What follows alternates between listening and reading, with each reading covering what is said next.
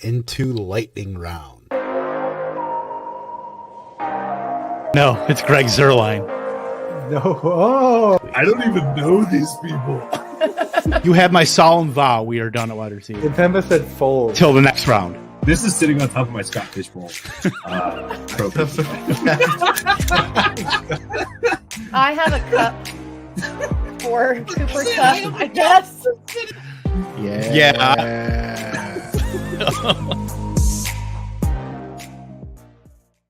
Ladies and gentlemen, it's Wednesday night. It's lightning round time. We are drafting. Hey, the zoom in, the loop zoom. It's the Coop zoom now. No, it's the loop zoom always.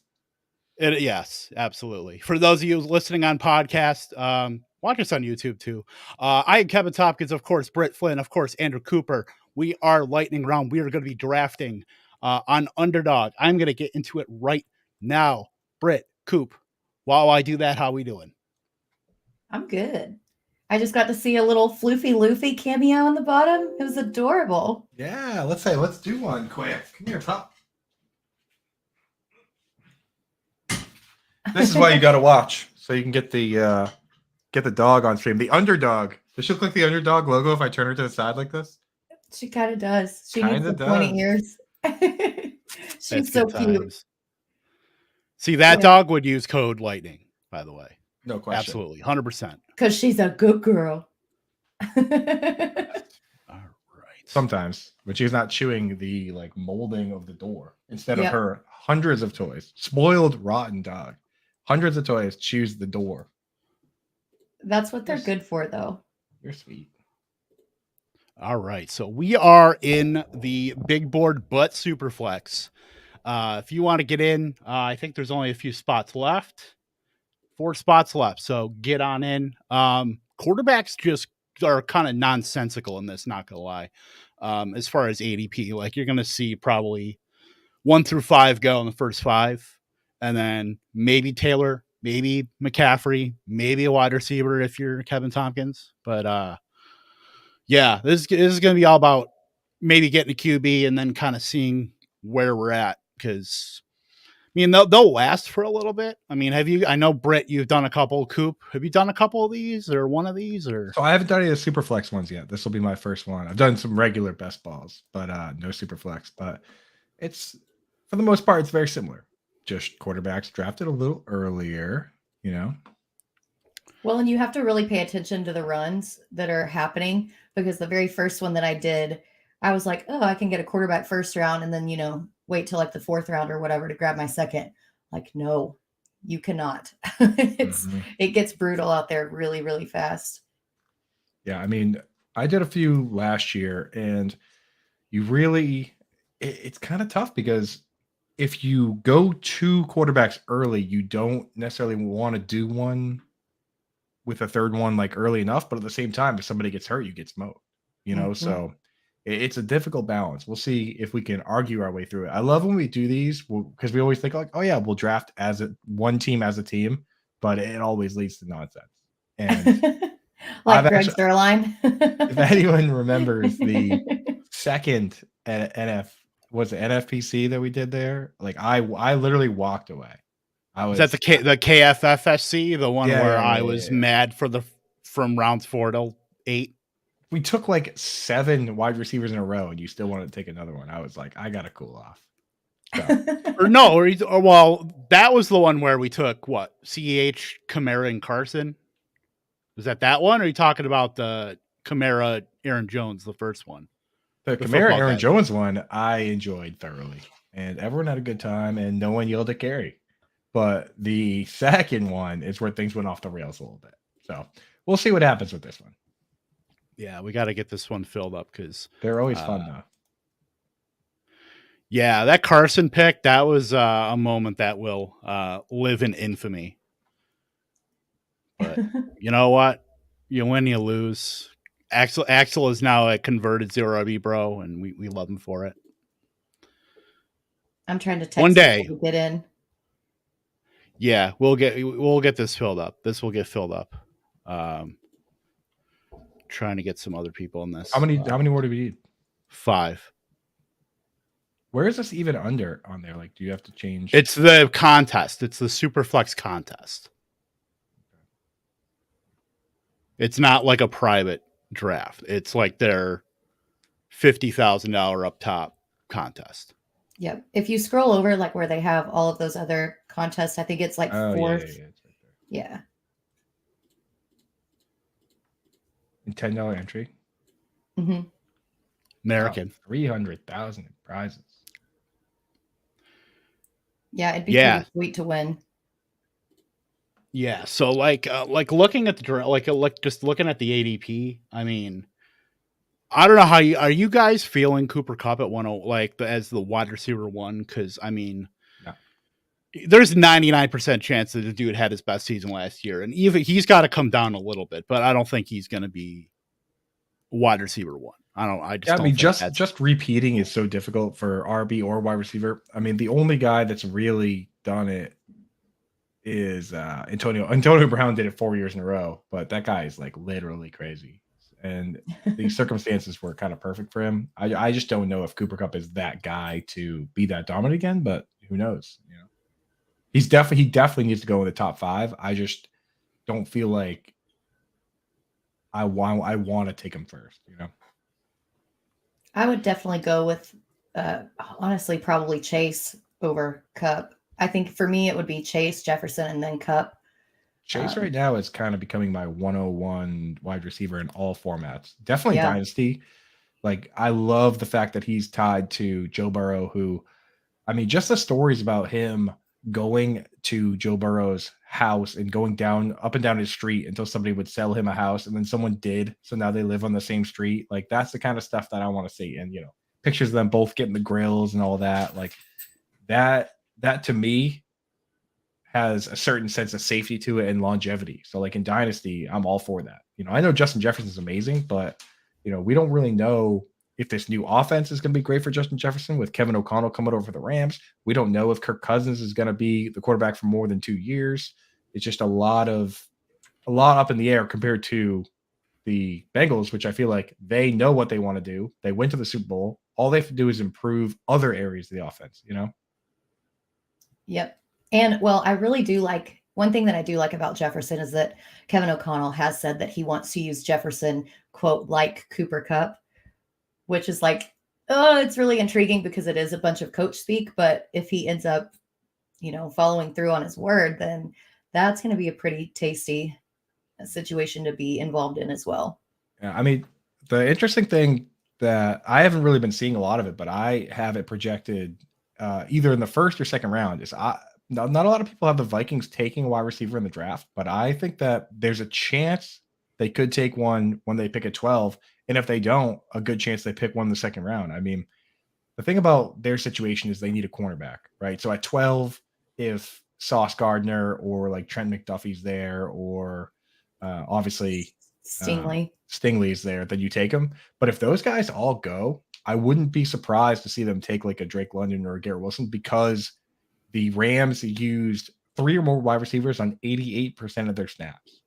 They got rid of Tyler Conklin. If they're going to run that offense there, then they have to find a way to get that third wide receiver. And I don't think it's KJ Osborne. And even then, Adam Thielen's he's not getting any younger. I love Adam Thielen, but still, 32-year-old undrafted guy. Like, I'm just, you know, I think that if I'm the Vikings, I find a way to get another wide receiver now, because when you look at what the Rams did, they brought in wide receivers every year, like multiple every year, starting with, you know, Sammy Watkins and Brandon Cooks, who didn't even stick.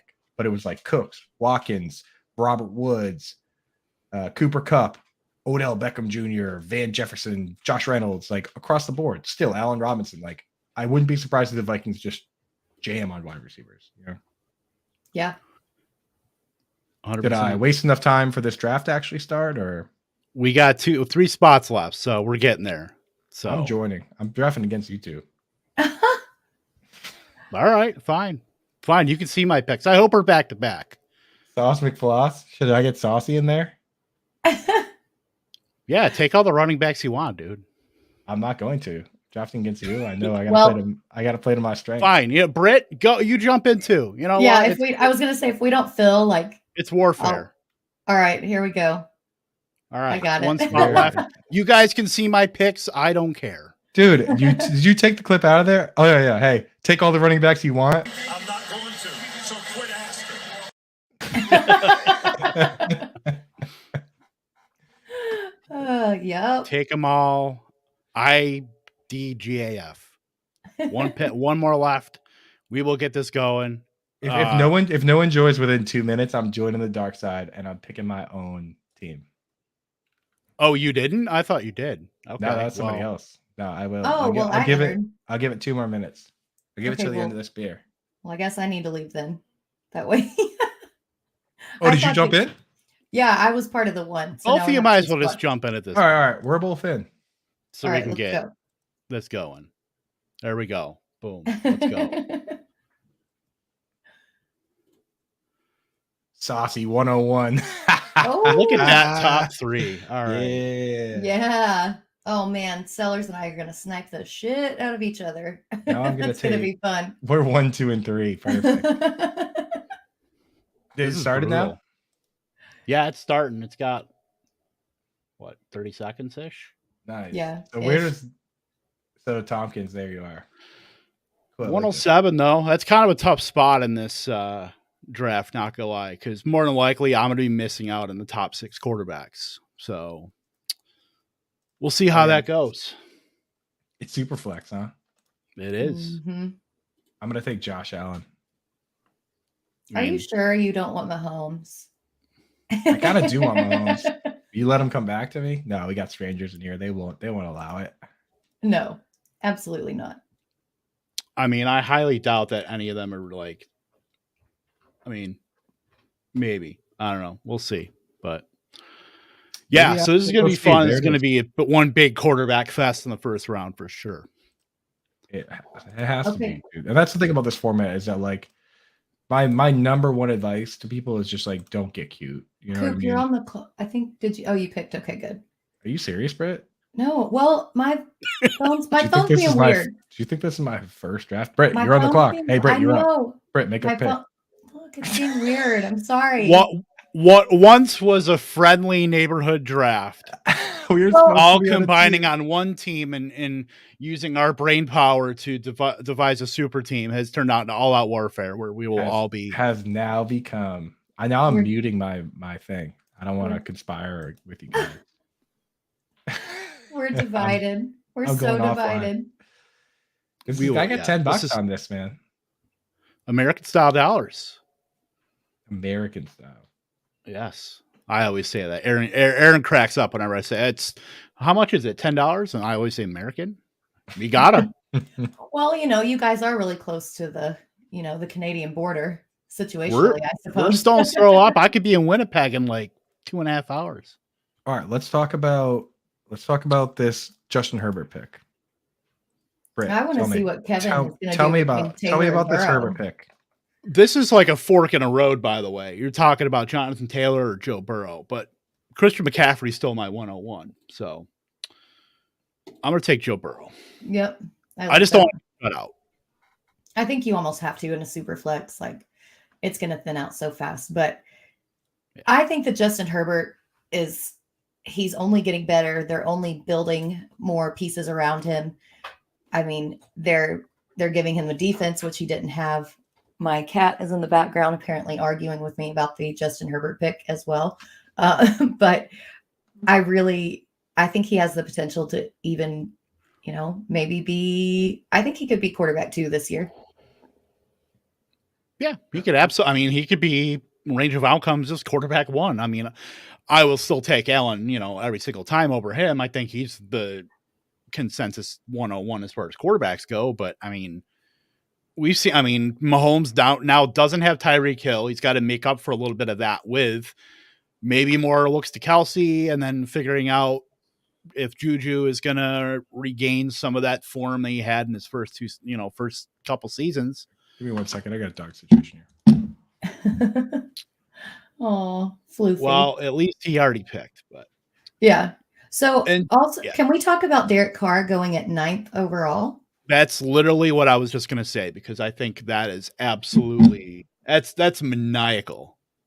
Yeah. Like I understand the he looks more attractive now that he has Devontae Adams and Waller and Renfro and all that, but You're it's taking a him bit over rich. Dak and Brady and Stafford. Yeah. I mean, Yeah. I mean, if this were like the Scott Fish Bowl, we get points for accuracy and all that stuff, then still no. But in that format, you could consider a guy like that. But I mean, you got to be a big time Raiders fan to go in on that move. yeah.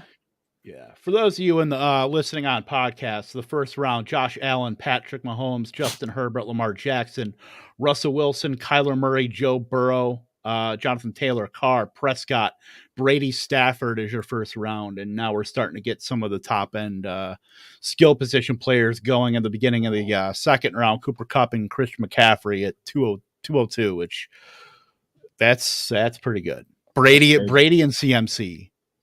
I really like that Stafford Cup stack too that happened. Yeah, that's pretty much where you got to do it if you're going to do it. Yeah. In this format, I almost don't want to, like in regular formats, I love picking early. In this format, I don't know if I do, because like Josh Allen, he's probably one of the best quarterbacks, but like, why can't Russell Wilson or Kyler Murray or Lamar Jackson or any of these guys be the 101? Because they've either been before or shown that they can. Patrick Mahomes has good too. So like, why not pick later and get Dak Prescott and a stud running back versus what I'm going to end up getting when I pick in probably like a half hour from now? Right. Like you have to ask yourself, is having that 101, is that really an advantage having Josh Allen versus where you're probably going to be looking at DeAndre Swift or guys like that coming back to you, AJ Brown, that kind of range of wide receiver, that kind of range of running back. And I think Jamar Chase is the easy choice here. Stack him up with Burrow. Absolutely. That's salty. I love it. Yeah. So how are we feeling about Trey Lance at QB 13? Because That's rich. yeah, I'm just not sold on him. I gotta we do didn't see. something about the stock. Okay. You're good. Yeah, I just think that there's still that ambiguity. We don't know what's going to happen with Garoppolo. I mean, if I had to predict, I think Garoppolo gets traded once he's healthier. We did have surgery, so it's going to take a little bit of time. That might be a thing where he gets traded in like July. If there's a training camp injury, I think he's in prime spot to be like that Sam Bradford type guy that gets traded and by a team that's willing to shell out picks to at least get somebody there. Yeah, for sure.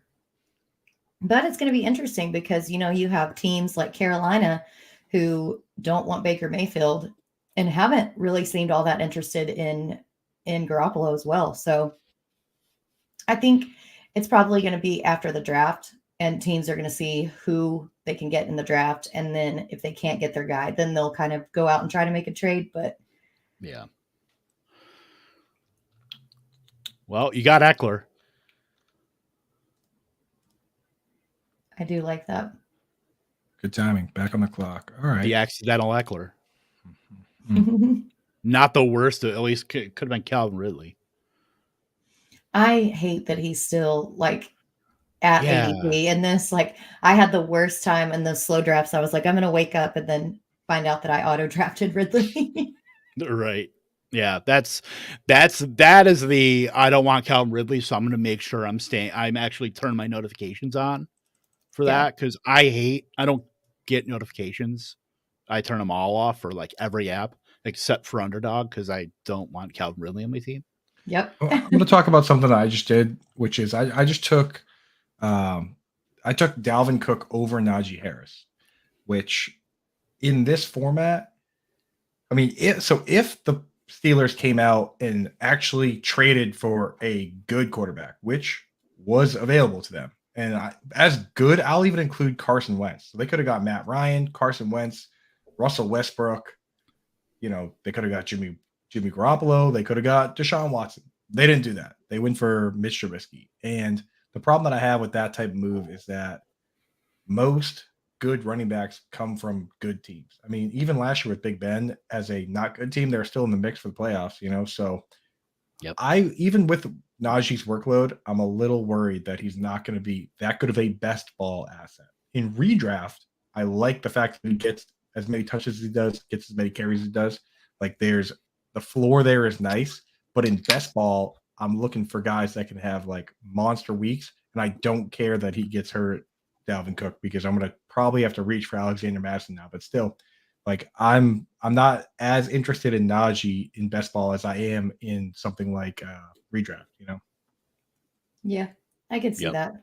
And Trubisky does tend to run a bit more than your average quarterback, so I could see where that would hurt him as well. But I took him because I'm a believer, so we'll see how that works In Najee, out. oh, I believe in him too. Like when I say that I took Cook over Najee, that's like a kind of a maybe controversial move, but I have Najee very next. You know, if Yeah. Eckler went before I picked, then I would have taken Cook and Najee, you know, but I had to pick between the two of them because somebody took Javonte Williams. That was Sellers. That's fine. I mean, he could be good. Yeah. I'm looking at just ADP. I mean, Justin Fields, you're banking on that second year leap with him. You're banking on the stink of Matt Nagy, who is our generation's Adam Gase now, that we can make jokes about post coaching staff. But I would still, I mean, I took Travis Kelce. I don't know how he lasted like a half a round later than typical, but Tyreek Hill is very, I mean, he's interesting, but maybe not for the right reasons, because you're pretty much banking on Miami being a efficient offense, able to get him the ball and do what the Chiefs have been able to do with him. So I don't know if I like him at wide receiver 6, but I get it to an extent. It definitely does make it weird now that he and Waddle are both on the same team. I think that Tua is going to be better behind this new offensive line. So, you know, give him more give him more time in the pocket. He's accurate when he throws downfield, albeit he doesn't throw downfield that often. But when he does, he's got like an 80% accuracy rate or something. I wrote it in the article on Fantasy Alarm. But I don't think that you could be in on Waddle and Hill while being out on Tua. You know what I mean? So I think there's definitely that entire offense is going to step up as a whole. I mean, that's 100% the case. Like if you look at it, there's very few times where you have two guys that are top 12 or even top 24 and the quarterback isn't a top 12 QB. I mean, like I went back and looked at a bunch of them and there are very few examples. I mean, even if you look at like the Jets with Brandon Marshall and Eric Decker and Ryan Fitzpatrick, like Ryan Fitzpatrick was still technically a top 12 QB in 6-point passing leagues. Like, so I went back to look for examples. And the thing is, I was arguing with people and they're bringing up examples. And I'm like, okay, that technically is an example, but you're trying to thread the needle so thin where we're going back through 10 years of data. I mean, Ryan Fitzpatrick's going back through 15. And we're talking about 15 years of data and you're pulling one or two guys out. Like, that's the exception that proves the rule, right? Like you're trying to do the like Space Jam dunk from half court by stretching your arm impossibly when you should just be picking the other side, which is that it probably doesn't go in. You know what I mean? Like it's so much easier to pick the side of mathematics and statistics than it is to go in and say that this is going to be one of those improbable cases. And because of that, I'm more likely to draft Tua at his ADP than I am to draft Gesicki or Waddle or even Hill, because if those guys are all good, then Tua is going to be great. Yep. Who took Gary? I'm draft? Sorry, dude. By the way, we miss you, and I hope we can still have you for the draft spectacular. But I took him because I have some reservations about the Titans offense and Chase and Burrow. I already have, so it's Bengals super stack time. Stack them up. Also, you know, one thing that's not talked about a lot, and I think could potentially be a feeling out, is getting balls thrown by a left-handed quarterback, like with Tyreek Hill. Waddle had Tua in college. I think I don't think it's an end-all be-all by any means, but I think that's something to at least consider if you're trying to make maybe the bear case on the Miami Dolphins offense. I mean, Bill Belichick has been known to go out of his way to draft or sign left-footed punters because the ball spins the other way. So Yep. there's no question that the direction the ball spins matters to a certain degree. Right. And Waddle's been, obviously Alabama, and now the first year with Miami has familiarity with that. I mean, that's something that Tyreek Hill, I would doubt he's encountered in his career, potentially, but yeah, something to consider. Dude, I was so close to taking another running back there. I thought What's you a said you running weren't going back? to do it. I see. That's just part of the smoke screen. It's all smoke screens. I'm playing a Sauce McFloss right now. That's an alter ego. The reverse psychology game is So strong. we've got Sauce McFloss, Chaz Summerstein. You're like a regular like Mick Foley, Mankind, Dude Love, Cactus Jack over here. And that's only a handful of my alter egos. Most of them I keep them below ground. So that's probably only 5% of the alter egos that I use on a regular basis. At least only that, not even 20% of what I've used today. It's been a long day. You're like that. Well, no, you're that guy from what's that movie? The M. Night Shyamalan one. The one with James 27. McAvoy. Oh like yeah, for yeah, Split? yeah. Split. Yeah, that was a good movie, by the way. Dude, the thing is, Oh. the first one in that series is like an amazing movie. So before you watch Split, you got to watch Unbreakable with Bruce Willis. That movie is legitimately great, and I don't think enough people saw that one. Did you guys see that one? That's definitely one that I did see. I have not. I need to though, because I know there's like obviously the end of Split. Spoiler alert. I mean, the movie came out 6 years ago, whatever. It's all like connected with the whole universe. So we have to watch Glass that again. was really good. I That liked too. how they tied it up with Glass. So It's kind of wild though how I still the haven't seen Glass. gap was. Oh, really? It's really good. That's Samuel L. Jackson's character. Yeah, I know him from the other one. I just haven't seen it yet. All right, Yeah. so how are we looking here? There it is. They call me Mr. Glass. Gary's paying attention. All right, yeah. So you want to give a quick rundown of your teams for those listening at home? Yeah. I'm kind of needing a quarterback too here, but right now, Joe Burrow, Jamar Chase, T. Higgins, Jerry Jeudy, Travis Kelce. Like that core a lot. Quarterbacks pretty thin. Thin is about what you would expect with Mac Jones, Jameis Winston, Carson Wentz, Trubisky, Daniel Jones headlining, but we'll see what's left. Got to piece it together. I mean, that's the thing about best ball. You have Joe Burrow, like with the setup for your particular team.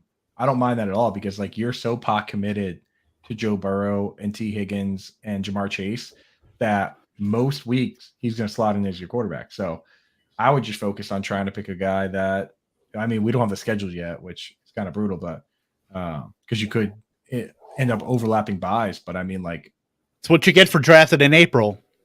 yeah, way she goes. If you're gonna be a degenerate, you gotta accept the charges. But I don't mind that even in like, especially in big tournaments, because I've seen in multiple different years, friends of mine. I was actually talking about this recently on the Front Yard Fantasy podcast that I've seen buddies of mine stack up on players in Dynasty and in redraft on the same team and just dominate the league. Like if you had some of those Drew Brees, Alvin Kamara, Michael Thomas teams, you crushed. Love My life. buddy drafted one year Tony Romo, Des Bryant, DeMarco Murray, and he didn't lose a game. Like some of those years, I think it was 2014. Like some of those years, if you have that team that's just highly concentrated among the top few guys, you just dominate. So, and if you come in last place, who cares? Because this is best ball. If you come in fourth place, you don't even notice it till the end of the year when you go to check and you're like, I came in fourth. Like it's in this, you might as well go big, Right. Exactly. And I put it took all Mac on the Jones, table. and I don't think that. I mean, I think he's a fairly safe QB too. If you get a second year boom out of him, where now they've got Devontae Parker, if they maybe trust him a little bit more to pass the ball, I mean, I don't mind at least someone that's going to be not making a lot of mistakes there. where he's not just going to burn a hole in your roster. What about you guys? How would run down your team? So I have Justin Herbert, Deshaun Watson. Then I got Najee Harris, Kyle Pitts, Aaron Jones, and my last pick, I stacked Amari Cooper with Watson. And I'm really kind of liking that so far. That's the difference with the Superflex setup is that instead of 3 wide receivers, you only start 2. So I feel like you can wait a little while on receiver and kind of get those, I guess, not so stacked positions taken care of first, like your quarterback, like your running back, like your primo tight end. So I'll probably be making a run on receivers soon, but Right, your team stinks. Yeah, probably. I'm kidding. I didn't even look at it because I was making my picks just now. I'm looking at it now, and wow, so smart of you to draft Jameis Winston there. Are you making fun of me? No, that's how you know that you know what you're doing. You know what I mean? Because you have Deshaun Watson. If he gets suspended, then you have Winston and Herbert. But if Watson plays the whole year, then you might win the whole league. You know what I mean? So I kind of love that. You have elite tight end. You don't have to worry about that. You just ran through your team. Yeah. But, damn, I was hoping your team sucks, so it'd be funnier for me to make fun of it.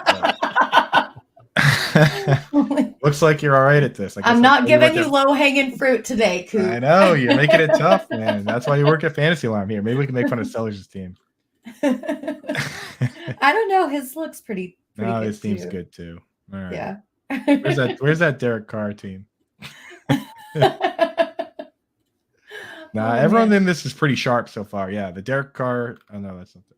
I like this Justin Fields too as Zach Wilson team because he got he went out and took other positions first, but he took 3 guys that are, in my opinion, going to start all year. They're going to have big weeks. I mean, we just talked about Tua. I wonder if Hang is listening to this because we were talking about Tua pumping him up when he took Tua, but I guess he got him right at ADP.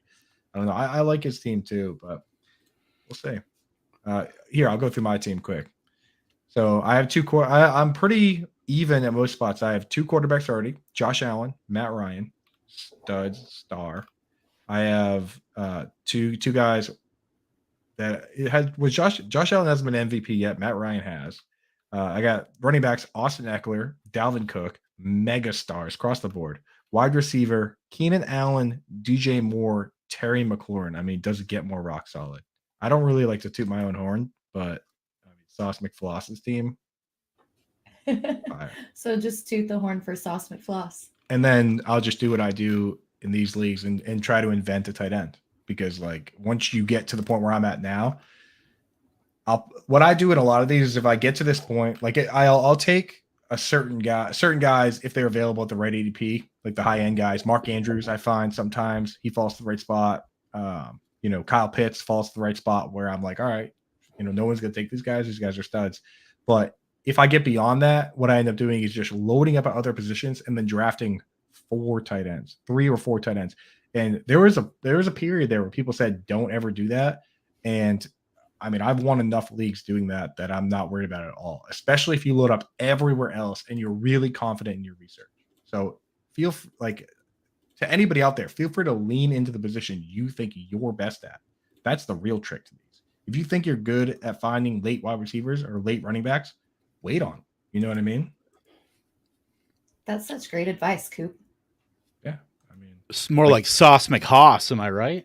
Well, that's the thing with where Kevin Thompson was so misunderstood for years and years was that people would think that you could just, if you go 0 RB, you're just punting running back. But it's the exact opposite. You need to know more about running back than everyone else to be good at 0 RB because you need to not only draft guys late, but you need to know, be able to see who's emerging and get them off waivers early and spend big on them, Kev. I mean, you're not willing to drop. I mean, you're willing to drop a bag on a running back when you go 0 RB on Fab. You have to. I took David Montgomery here because I know that dude is going to be locked into volume, and it was a good enough price point where wasn't not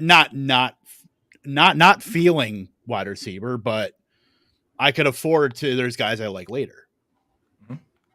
And I mean, like that's the thing is that you got to be willing to pick the right guys, the right spots during the draft, going 0 RB, and in early in the season, be willing to pay up for that.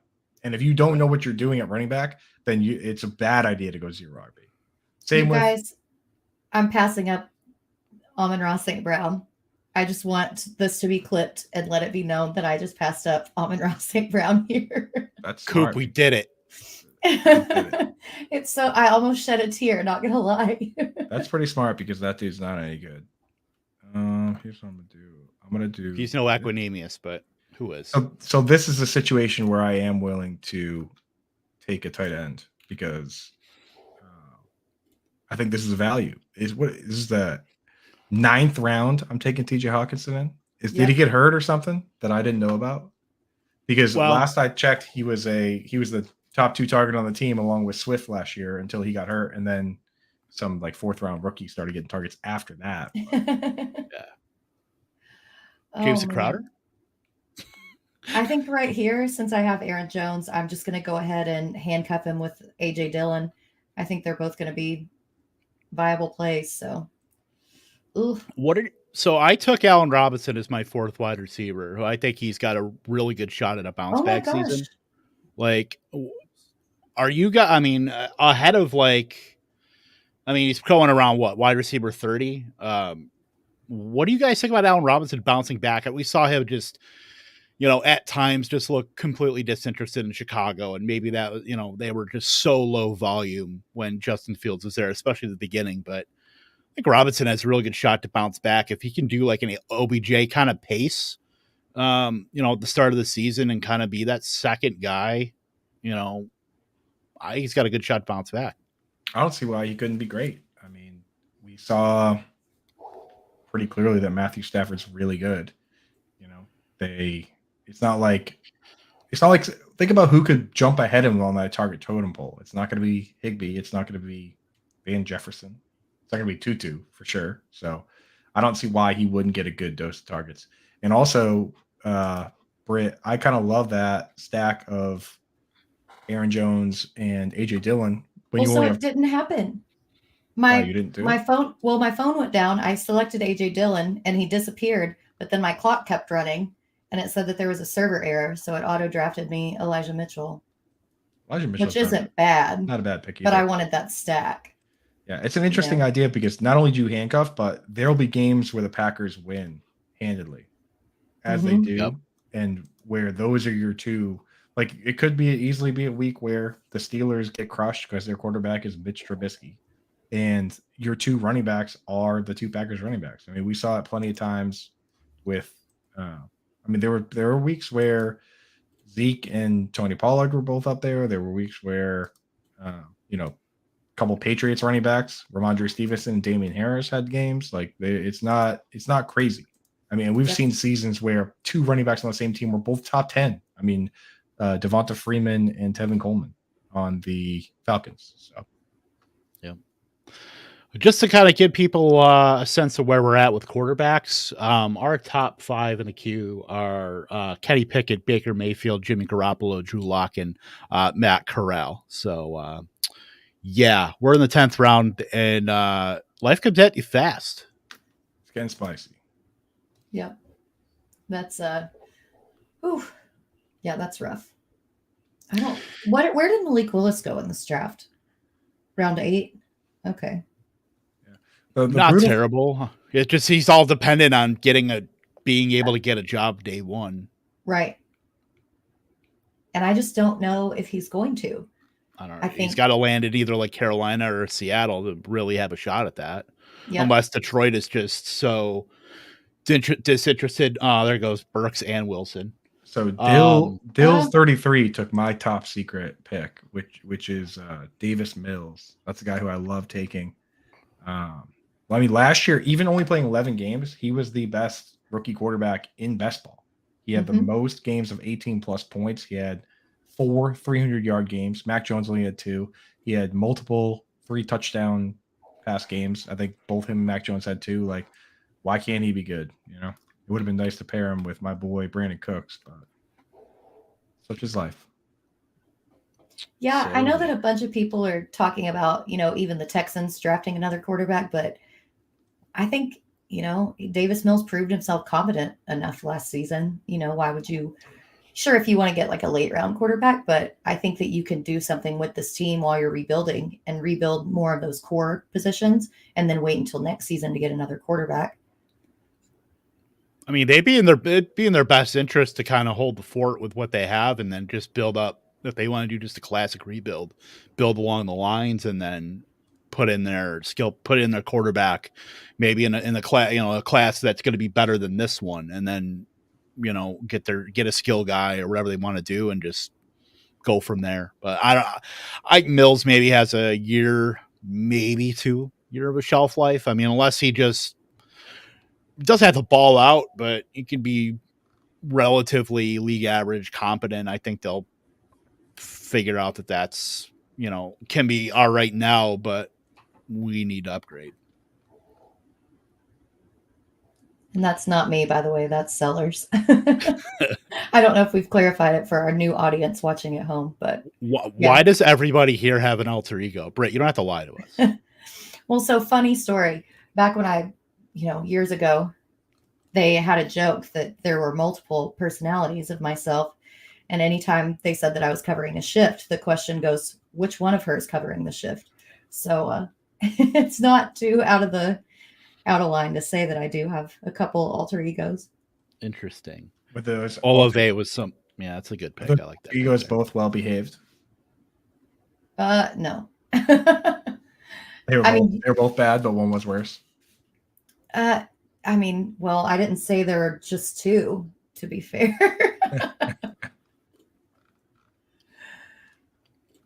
All right, what are we? I think it's time to take a running back. You don't have any? He's my RB2. Stevenson's my RB2 now. Stevenson's a good pick. I thought about it there because he's going to get utilized. He's going to score touchdowns. He's a big boy.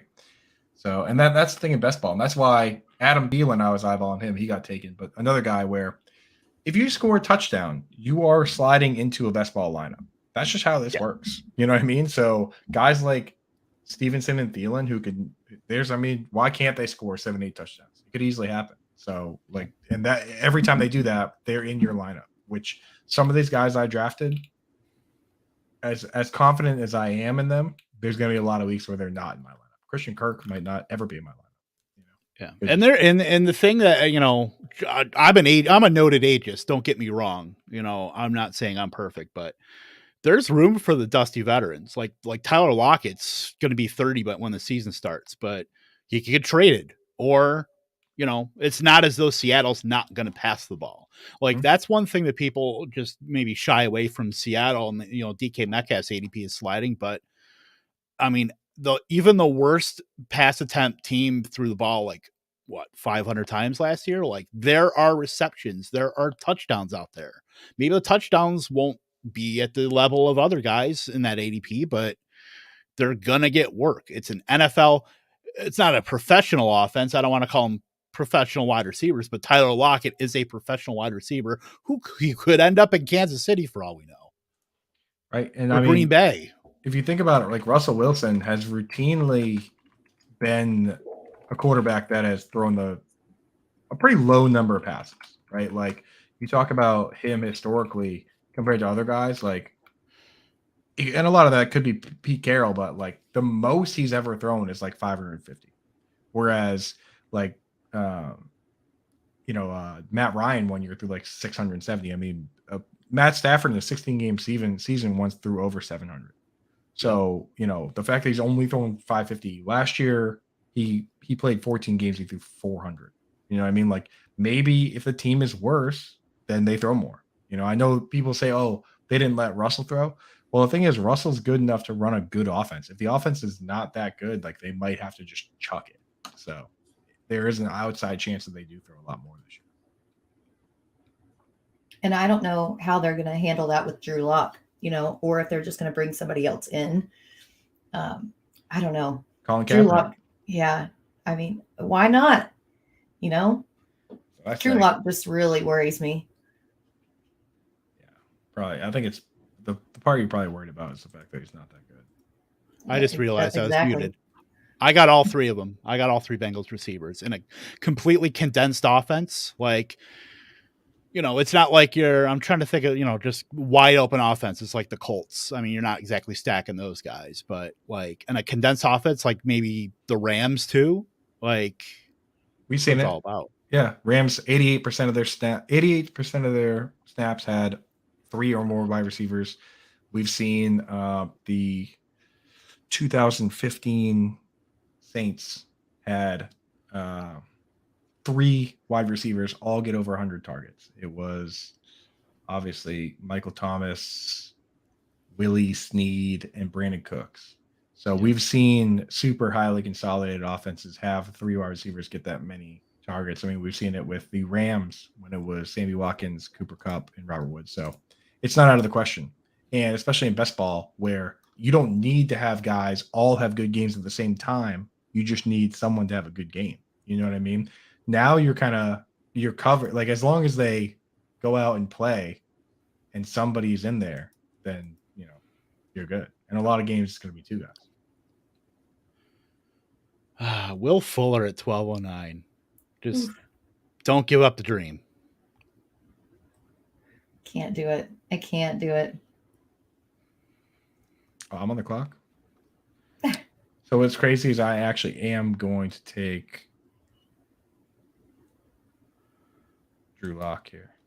I think he's going to be a starting quarterback for that team. Yeah. I mean, if you're a Right. starter, there's no reason to not roster him. People are starting or rostering these rookies who we have no idea whether or not they're even going to play a snap this season. So it's not crazy to draft a starter for sure. Yeah, I don't mind that. I mean, he's a starter. There's only 32 of them. So Here's another pick. Here's another pick I like. You don't fire your agent for no reason. I think this guy is holding out. He thinks he's worth more than he is. But in the end of the day, if you don't get the money, then you get the usage. So I think that he's holding out for the right landing spot and the right money. I don't think he's going to settle on money at this point in his career. I think he's going to settle in a spot where he thinks he can make more money, right?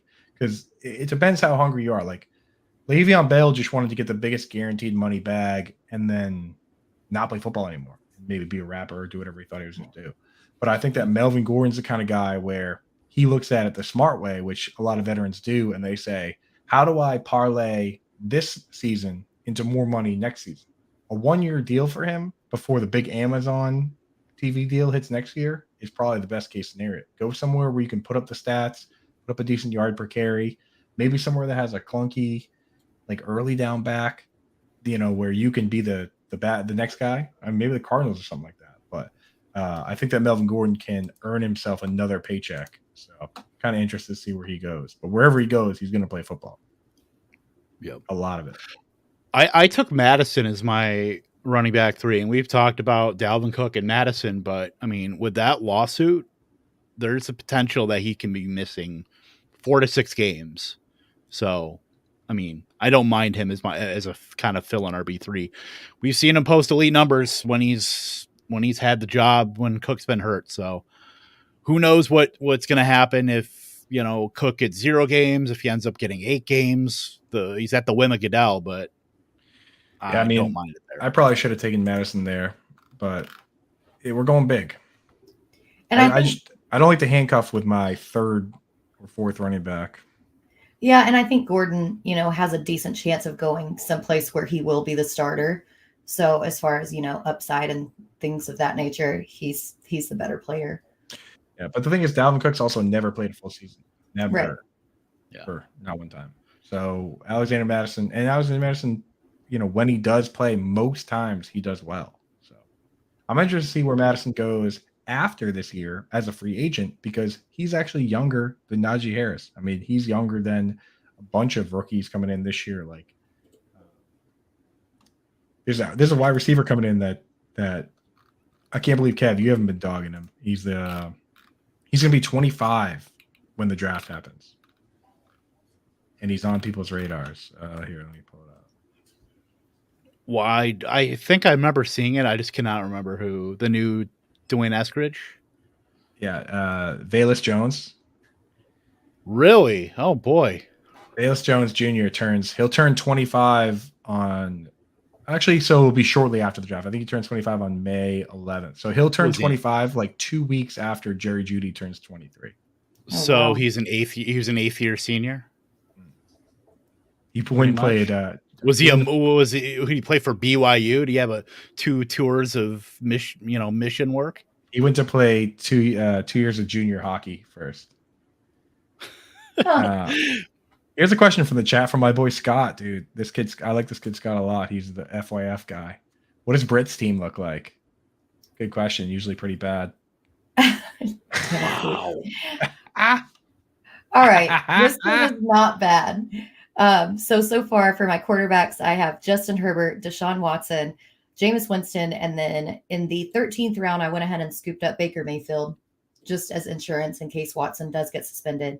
Then as my running backs, I have Najee Harris, Aaron Jones, and Eli Mitchell. And I have Kyle Pitts and Hunter Henry for my tight ends. Then Amari Cooper, Devontae Smith, Michael Gallup, and Chris Olave for my receivers. 3 or 4 more quarterbacks and you'll be all set, Britt. Yeah, let's go. Load up 11 quarterbacks. Hey, Superflex. You can never have too many. Oh, I remember somebody This guy Dill Z. Kick him out of the league. kick him out. Kick him out. Get him out. He took Evan Ingram. That's my boy. That's my baby.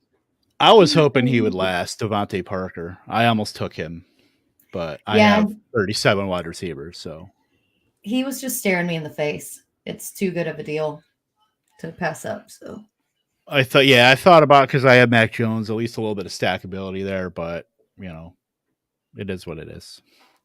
Naked Mac Jones. Never thought we'd talk about that. No one wants to see that.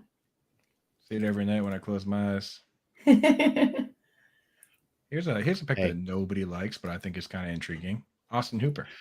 Put that under my favorite category of late round tight ends. Why not? Why not? Right? We start asking ours when you get into when you're in the early tight ends, you ask why. Why is this guy good? Well, Mark Andrews is good because he has led the league in red zone targets for 3 straight years, or overall over the 3 years.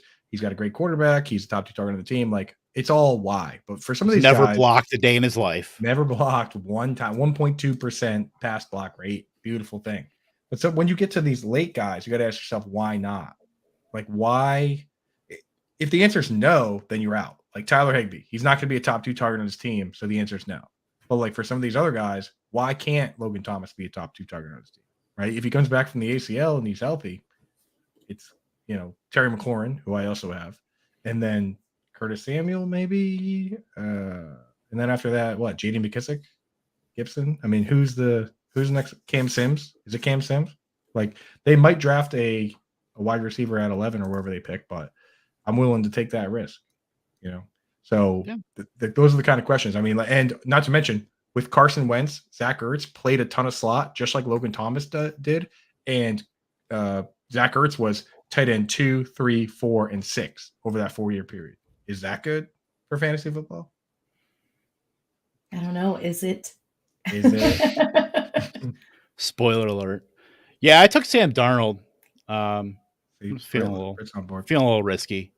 No, that's Sellers. Nope. That's Britt. It's Sellers. It's one of my alter egos. That's the best. Yeah. I want Sellers Britt to post in the chat. My team sucks. So we can post it. So we can post it and clip it. I'll make it my banner. How about that? All right, Kev, give us a quick recap. All right. So at least mine, let's see. Joe Burrow, Mac Jones, Sam Darnold is my quarterbacks. Yeah, I just took Sam Darnold. 15th round, you get a starting quarterback, at least the front runner. Could be worse, I suppose. I thought about more likely he's not going to factor in best ball with Burrow, but he could fill in gaps. No, I like that pick. Running backs: David Montgomery, Ramondre Stevenson, Alexander Madison, Rashad White, A lot of syllables there, but hopefully some production too. Wide receivers: Jamar Chase, T. Higgins, Jerry Jeudy, Allen Robinson, Tyler Lockett, Chase Claypool, Tyler Boyd, full on Bengals, and then Travis Kelce right now at tight end, my only one. Taking a tight end that high, don't need to draft another one. At least, I mean, I'll have to draft another one, but I didn't need to. Yeah. Now, why are you getting Rachaad White? Given like you shouldn't have been able to get him because you went heavy on wide receiver like you did. You did a good job with your quarterbacks, and you even got Dave Montgomery. But like someone should have taken Rachaad White before you were able to get him at 162. You're getting him around later than he goes, and I just like his profile for this type of thing. You know what I mean? Because he's a guy that catches passes. He's not going to go somewhere and be like a clunker. Like he'll go somewhere and play. Yeah, I want guys that are going to have a good chance of playing at least day one, at least get an established role. And if Rachaad White can do that and get some receiving work, I mean, obviously that's going to be the deciding factor in whether I want him or like a guy like Brian Robinson, who, you know, could Jeremy Hill, but, you know, that kind of profile doesn't really lend itself to best ball. So, I mean, yeah, Rachaad White, I have a lot of, I mean, I shouldn't say clunkers because Dave Montgomery can catch passes too. Madison's done it, you know, in limited time when he's had a role, but yeah, definitely a kind of a diversion to the profiles that I have there. Yeah. Let's take a look at some of these other teams and see if there's any gems in here. I gotta tell you right now that Jay Campo's team, to me, is looking a little rough around the edges. I mean, there's some upside there, but he only has two quarterbacks, and it's Derek Carr and Marcus Mariota. And I'm not really sure if he went strong enough at the other positions to justify the situation he's in at quarterback because there's no starting quarterbacks left. Yeah, that's gonna be really tough. That team's gonna be pretty rough. Well, and you have to think about this right now too. The bye weeks haven't been released yet, you know. So if you've got both your quarterbacks in a bye week in a best ball situation, you're just screwed. His quarterback is Derek Carr and his tight end is Darren Waller. And he doesn't really have much else at tight end either. So that's gonna be a rough bye week situation too. Mm-hmm. Yeah, Gerald Everett with the Chargers. Like that's the team that wins this league though, because that's how this works. Yeah, that's true. That is true. His wide receivers are good. Devontae Adams. I mean, his wide receivers could be. He also has Hunter Renfrow. This guy is a Las Vegas. He has Devontae Adams and Hunter Renfrow. He has Derek Carr.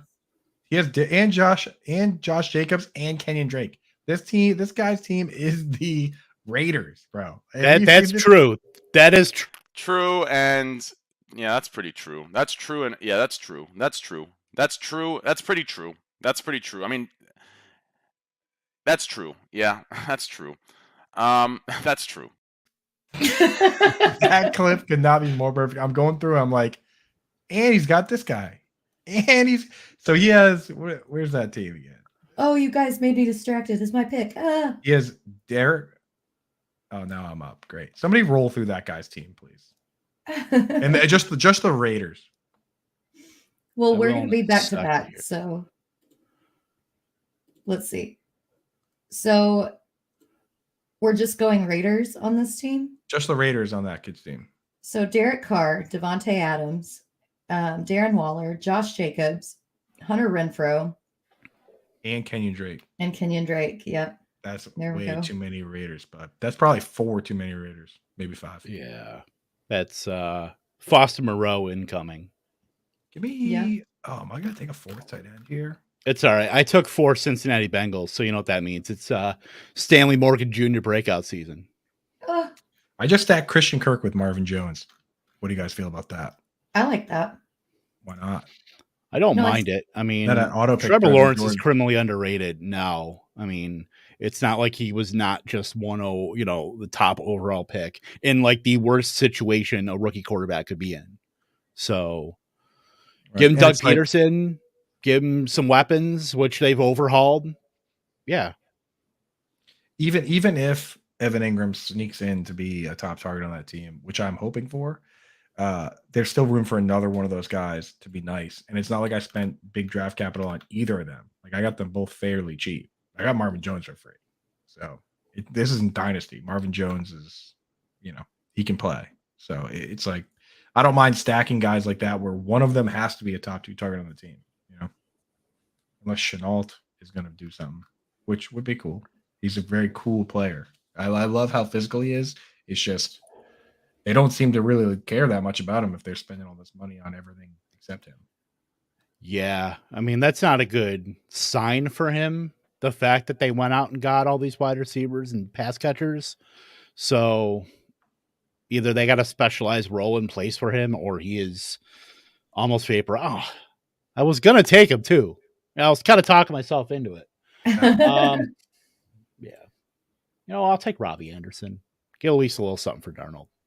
We call that a divine intervention, a little bit of fate, if you will, to be sniped of the bad player that you were about to take. Wow, we're making that definitive take, are we? Got him, dude. Have Yeah, to. he's vaporized. I can't. I don't know though. I don't know. He could be interesting. It's just like they got to figure out a way to utilize him because he's not your typical player. Yeah, but they traded for so many other receivers and not even like good receivers. Like the Jags as of right now don't even have enough money to sign their rookies. They got to make some cuts. Yeah. So That's I figure I feel like they could probably trade Chenault somewhere and he would be put in a better situation. And if that happens, then Kevin's like, all the receivers come to Green Bay, please. The guy, I mean, you got a job. Come on. The guy I think gets traded is, if it was up to the players, they would trade themselves all over the place. Support your small business. That's what Green Bay is, clearly. Yeah. If the guy I think gets traded is Dan Arnold, and the reason that I say that is that if he's released, he counts 2.5 million against the books. If they trade him, it's only 1.5 million. So that's the kind of guy that you see every year get traded for like a 6th or 7th round pick, where they come in and say, okay, you know what? Evan Ingram turned out to be the guy that we think he's going to be, and we need money to sign the rookies, which $1 million can sign you almost 2 of your rookies. You know what I mean? In terms of cap space. So, you look at it and say, okay, if we cut this guy, we lose money. If anybody wants him, they can have him for a 7th. Now, on the flip side, if they cut him, somebody needs to come in and sign him. But his $2.5 million contract, if you trade for him, you're only responsible for that 1 million because the 1.5 million stays with the team. So it's kind of a win-win for both teams. It's how Jacob Hollister got moved to the Seahawks. It's from the Pats. It's like there's a lot of that in there where certain will take these trades. And that's why that's one where if it happens, I would not at all be surprised because it's literally better off taking a symbolic very last pick of the draft pick than they are cutting him. Yep. The cap is a mysterious thing. It's totally not true. It's fake. But sometimes, those are the kind of weird maneuvers that you see happen and you're like, why? And then you realize later, oh, that's why. Yeah. Gary Haddo, Scott Fishbowl. He pretty much won. Well, not pretty much. He was one of the main pieces that won him Scott Fishbowl, by the way. And Darren Waller. I remember looking at that team. You did it was a tight end masterpiece, Gary, and you're a legend. I love it. I don't mind Ernest Johnson here. He can play. Just Yeah. gotta get a roll. That's your dart throws. Those are the guys. Because I was looking. I mean, I was looking at rookies too. Like, I even looking at Sermon because, it's the 49ers and everybody's written off Sermon. But would it surprise you if he found a role? If Elijah Mitchell got hurt and he ran for 800, 900 yards and now he's back in people's graces? Victor, what up, dude? How we doing? I'm on the clock. Who should I take? David Bell, good choice. Jonathan This is Smith. best ball. Might as well take some crazy rookie picks at some point. You got to at least draft one rookie. You got to have a couple Bell, people. yeah. If your team doesn't have a couple people that don't have a picture on the app, then you're not taking enough chances. That's true. Or you get the guy with the custom picture like Joe Burrow. And that's when you're really stepping your game up to the next level. Here, I'll do another True one. story. I'm going to do another one. You ready? Oh, Yeah, don't mind it. Pierce? Yeah, this is where you take the rookies. I mean, this is where Jeez. these are basically they're all lottery tickets because if they end up in a good situation, then you're already maximizing ADP. And here's my strategy on rookies in these drafts is I'll take the high end ones if they're there for the right price because those are the guys that can bully their way to targets no matter where they land. Like Jamar Chase last year. Like there was nothing stopping that. No T. Higgins or Tyler Boyd. Like it wasn't going to stop it. If they're good enough, like that good, like Brees Hall is a guy where if you can get him for a good price, he's going to get the ball because he's that good. In that middle range is where I'm a little hesitant because the landing spot matters and we don't have landing spots. In the deeper range, though, who knows what team takes what guys? Like you could have a like we talked about, you could have a Preston Williams or an Amon-Ra St. Brown or a Robert Foster that goes to a team that just happens to be in that part of the rebuild where they don't have a ton of targets. And then that player gets a ton of targets this year, and we only care about this year. So that's why for me, it's like I'll go for the high-end guys. I won't necessarily go for the guys I don't think are talented in a vacuum because who knows? You know what I mean? Like it's tough for some of these guys if they go to a really good team and they end up stuck. Like even Antonio Brown was on a team with like Mike Wallace, Emmanuel Sanders, Hines Ward, like Antoine Randall, all those guys. They went to the Super Bowl that year and he had like 2 catches in the entire like season. But then the next year he was awesome because those guys were gone. It's like that's great in fantasy and dynasty and all, but in this format, I'm not trying to reach for the middle of the pack guys and play that, roll the dice on landing spot is what I'm talking about. And one thing that's interesting too is the top end wide receivers. Like, yeah, you got they all can go at almost any order. Which like Wilson tends to be the first guy there, but like so is London too. Like, and then like Olave and Jameson Williams just fall. Like these are first guys who are going to be going in the first round and probably at the latest the beginning of day 2. Like that are going to have roles in the beginning, and these guys are falling to like the 10th, 11th round, which but you never know based on draft capital just seems wild to me. I swear you never know if they're going to have roles. Like what if Olave goes in the second round to a team that he's the 3rd or 4th target? You know what I mean? Like, yeah, like that's why for me at a certain point I stopped taking the guys that I think are going to go 2nd or 3rd round because what's the difference between as a rookie? What's the difference between a Rashad Bateman going to the Ravens versus Amon-Ra St. Brown going to a team that's not even competing, so they're just throwing whoever out there? You know what I mean? Like that's why I don't know, unless they're a guy that I think is really going to bully their way to targets. I'm waiting on it. I mean, like think about like 2010, Mike Williams was in that same position for the Buccaneers where he went to the Bucs and they were terrible and he got a bunch of targets and he was the best rookie wide receiver, better than Des Bryant and Demaryius Thomas and Eric Decker and all these guys, Emmanuel Sanders, because they went to teams that had other good players. So that's why for me, I'm not really splitting hairs on the middle tier guys versus the end tier guys in that pre-draft best ball. Once we have landing spots, then it's a different story for me. But I don't really value some of those rookies that are like round 2 rookies over round 3 or 4 rookies at this point, I guess is what I'm saying.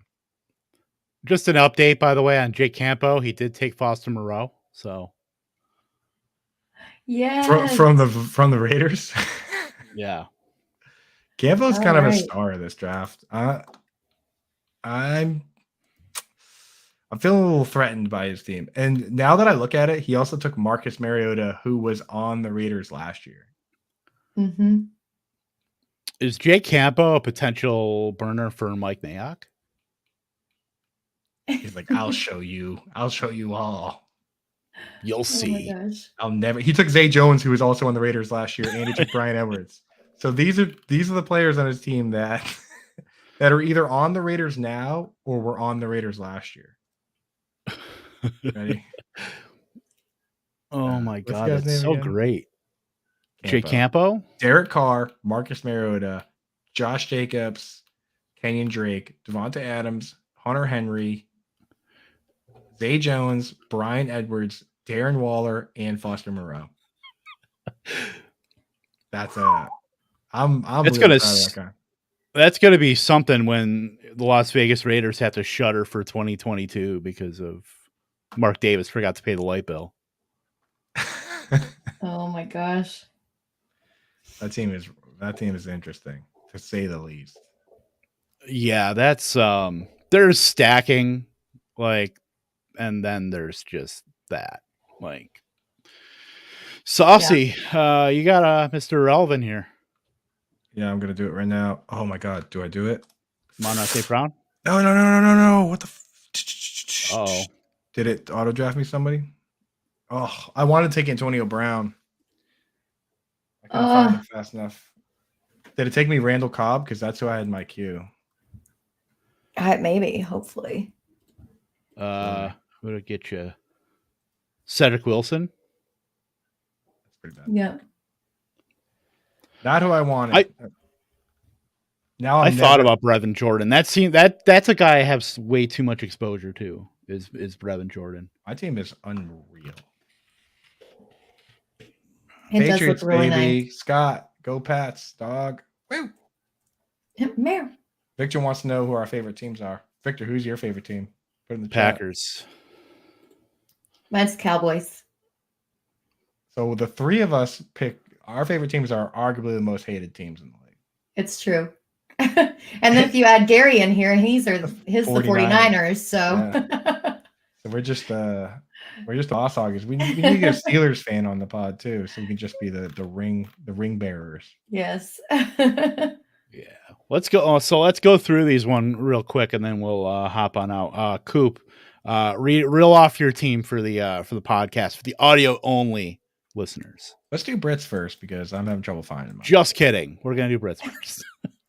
Okay. Yeah, mine's a little spinny as well. All right. So my quarterbacks are Justin Herbert, Deshaun Watson, Jameis Winston, and then Baker Mayfield, just in the event, that Deshaun Watson gets suspended or Baker gets traded somewhere. I figured, can't go wrong with that. Then my running backs are Najee Harris, Aaron Jones, Eli Mitchell, Khalil Herbert, and Tyler Algier.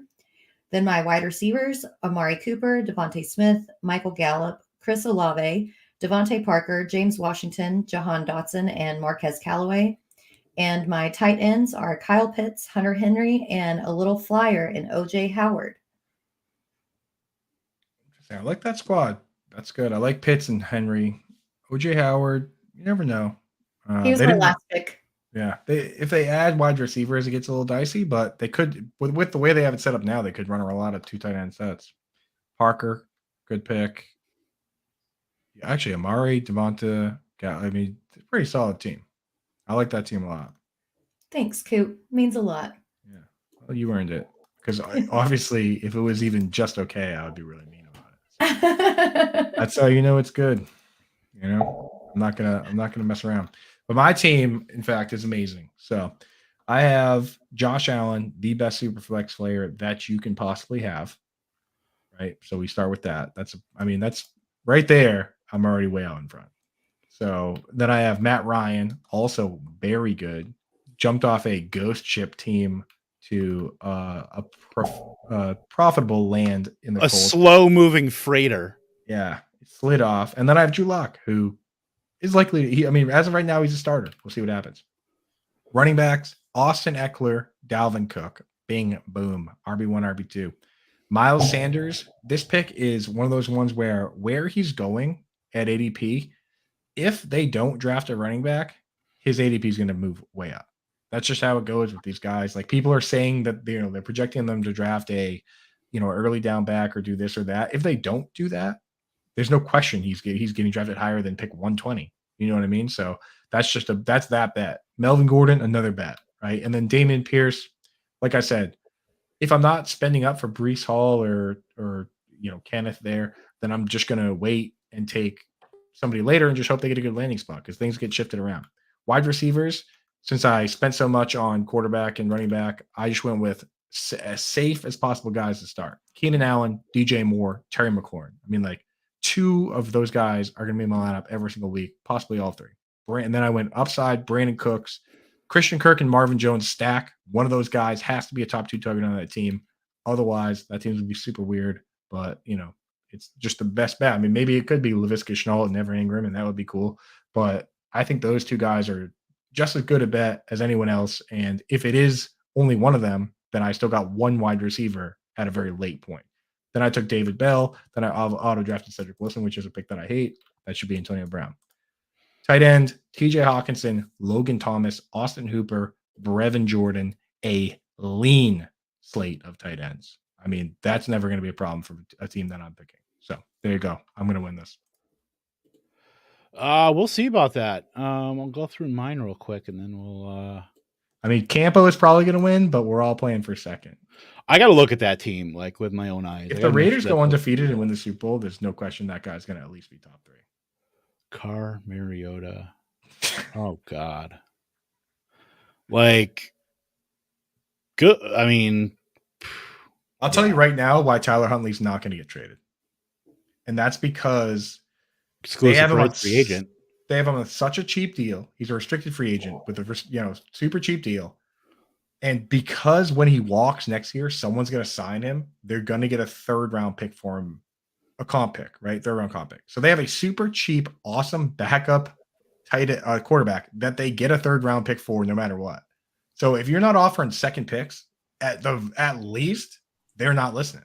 You know what I mean? And like Carson Wentz got traded for a second pick. So I don't think any team is going to pay a second or more for him, and they would be outside of their mind to take less than that because they already have less than that in the bank. So Tyler Huntley's not going anywhere. Don't pick Tyler Huntley in your best ball drafts. Jay Campo. No, keep him in the back of your dynasty roster. So, yes, exactly. Because next year he's going to somewhere like you might. That's why he's a good guy to trade for in dynasty because you might think, why isn't anyone want this guy or why isn't he being traded? He's not being traded because he's way more valuable as a very cheap backup that is a banked 3rd round future pick. And the Ravens have the most compensatory picks since they were invented of any team. And they're not going to not pay Lamar Jackson, so he's going to be somewhere else. Yeah. Yeah. All right, let's finally get to mine after just looking at. His name is DeAndre Swift and the Raiders. I wish you could name your teams because, I mean, yeah. Quarterbacks, Joe Burrow, Mac Jones, Sam Darnold. I mean, 3-starter. I mean, Darnold, the back end, I don't mind taking at least a guy who's probably going to be starting the majority of games for the Panthers. They're likely drafted a quarterback, but if I can get maybe bye week, get something out of him at least. Better than a 0. David Montgomery, running back. Stevenson, Alex Madison, Rashad White, Dearness Johnson, Trey Sermon. The back end is not the greatest. I wish I had gotten more of a specialized pass catcher. James White usually last, but he kind of went a little bit earlier than I thought. That was one guy that I was kind of hoping to get. And then the prices weren't really right on guys like McKissick or Nyheim Hines. It kind of went a little bit early, so kind of got shut out there, but I still don't mind it because I'm going to get points out of, at least the top 3 and then fill in the gap somewhere, especially if Rashad White gets a pass catching role somewhere, wherever he gets drafted. Strength of my team, wide receivers, Jamar Chase, T. Higgins, Jerry Jeudy, Allen Robinson, Tyler Lockett, Chase Claypool, Tyler Boyd, Robbie Anderson, and Alec Pierce, who is our generation's Jordy Nelson. Won't get draft capital, but worse things can happen. Is he the Cincinnati guy? Yeah. He's a big 6'3" white dude. Yeah. It's interesting. The Cincinnati fans don't like Desmond Ridder. Like the Cincinnati draft people, they're like, yeah, that guy, don't love him. And they were like, he held back Alec Pierce. That's what they're all saying. And I'm like, huh. Like not the pure Cincinnati fans. They obviously just root for their guys. But like the draft fanatics and the NFL guys that are Cincinnati fans, a lot of them are saying that, like where they're like, I don't really get the Desmond Ridder hype. I watched all the games. Whereas I think it's more of a scouting process thing where the people are saying he's got the tools. So I don't know. But either way, it sounds like Alec Pierce could have produced better with some more accurate passes. Yeah, he's at the very least a very interesting flyer back at drafts. And then I took 2 tight ends. I probably should have drafted a 3rd, but Kelsey's going to be in my lineup every week. I don't think that unless he gets hurt, then I'm kind of screwed. But Hayden Hurst, keeping the kind of Cincinnati theme going with his team, but don't mind it. I probably should have taken one of those wide receivers, at least like a Robbie Anderson or something, and allocated it to tight end, but don't hate it. This is best ball though, man. Like, if you look through any of these teams, right? Like if you look at my team, if anyone, like if Josh Allen gets hurt, I lose. You know what I mean? And that's what happens when you pick Travis Kelce. If he gets hurt, you lose. If he's Travis Kelce, you probably win. You know what I mean? So those are just the picks you make in best ball. You know, there's no scrapping on waivers or doing any of that. You just gotta make your bets. So I don't mind that pick at all. And if I'm picking Travis Kelce, I might only draft 2 tight ends. You know, it's just the difference maker is that it's easier to do that, Kev, when we know what the schedule is, right? True story. Absolutely. Because you could get the bye weeks. That's what we get for drafting in April. Yep. Us degenerates. That's the caveat. So, all right. Well, we're going to get on out of here. We will be back next week. We're going to have Kate Michelle Majuk from the Ball Blast Fantasy Football Podcast. We will be doing it's the 3rd year of it now with those two drafting our rookie mock draft. So that should be a lot of fun. Us 3 and Kate and Michelle. So we'll be drafting again, just a different kind of draft in the next week after that. 2 weeks on Thursday. We won't be on Wednesday, but we'll be on Thursday.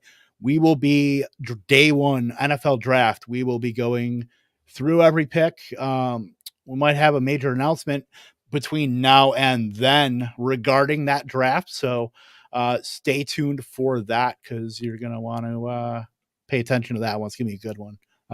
If everything falls where I think it's going to fall. Yep. Keep your Exciting ears times. to the ground and your eyes peeled. It's going to be real fun.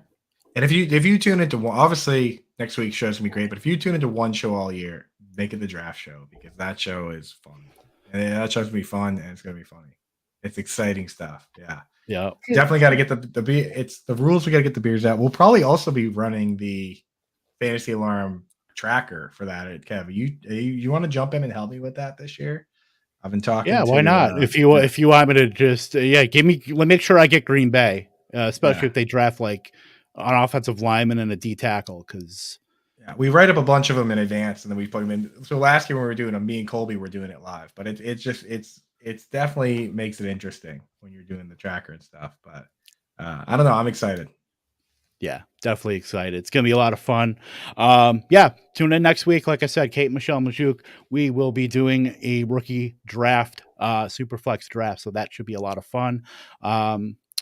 Subscribe to us on YouTube, of course, youtube.com/lightning round. And if you haven't joined Underdog Fantasy, go ahead and do so. Use promo code lightning for up to a $100 deposit match on that. We will be back next week, next Wednesday. For Britt, for Coop, toodles.